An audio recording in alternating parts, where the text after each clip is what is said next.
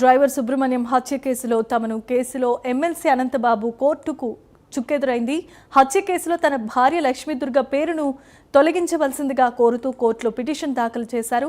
విచారణ చేపట్టిన రాజమండ్రిలో ఉన్న ప్రత్యేకమైన కోర్టు ఆ పిటిషన్ను కొట్టివేసింది. ఈ కేసులో ఎమ్మెల్సీ అనంతబాబు A1గా ఉండగా ఆయన భార్య లక్ష్మీదుర్గ A2గా ఉన్నారు.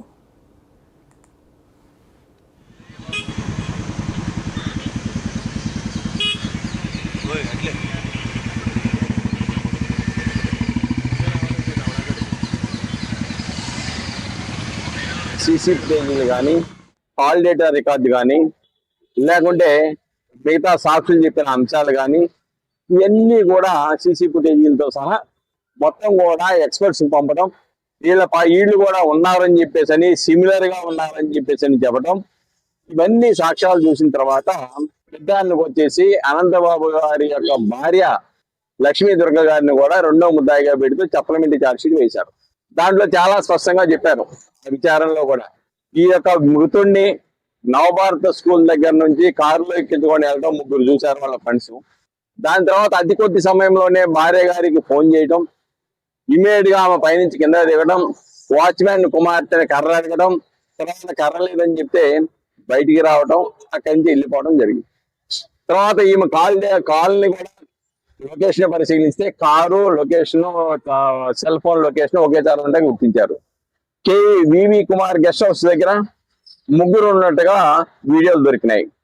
తర్వాత అక్కడ అయిపోయిన తర్వాత డంపాయర్ దగ్గర తీసుకురావడం, అక్కడ చంపేయడం, అక్కడి నుంచి ఇంటికి తీసుకురావడం, ఇవన్నీ కూడా నేరం జరిగింది అని చెప్పేసి ప్రాథమిక సాక్ష్యాధారాలని తీసుకెళ్లి న్యాయస్థానం ముందు ఉంచాం.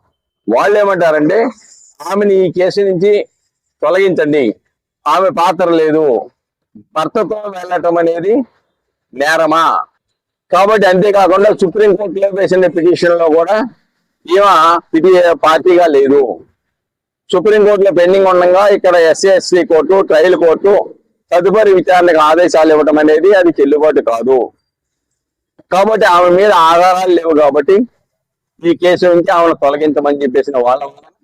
మేము ఇందాక చెప్పినట్టుగా టెక్నికల్ ఎవిడెన్స్, టవర్ లొకేషన్ ఇవన్నీ కూడా తీసుకొచ్చేసి ప్రాథమిక సాక్ష్యాధారాలు, వీళ్ళ ఏమైనా ప్రిపరేషన్ ఉంటే కర్ర అడిగిందంటే ప్రిపరేషన్ తో వెళ్ళినట్టే, కాబట్టి ఆమె ముద్దాయిగా తొలగించడానికి వీల్లేదని చెప్పేసి ప్రాసిక్యూషన్ తరఫున వాదించాము.